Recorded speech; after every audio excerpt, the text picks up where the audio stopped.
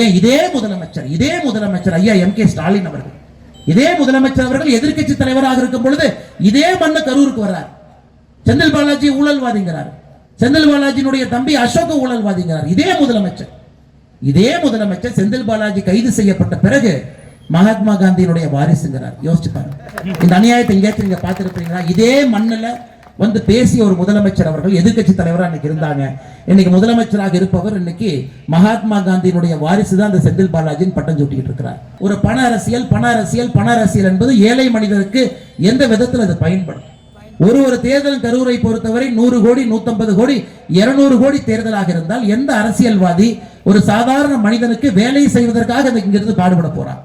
அதையெல்லாம் இந்த முறை நீங்க யோசிச்சு மாத்தணும். கரூர்ல நல்ல அரசியல் வரணும். ஒரே ஒருவர் இந்த அரசியலை மிக கேவலமாக மோசமாக நடத்தி கொண்டிருக்கின்றார்கள். அது போன்ற அரசியல் நமக்கு வேண்டாம். ஆனால் நீங்கள் வாக்களிக்கும் பொழுது இதெல்லாம் யோசிக்கணும்.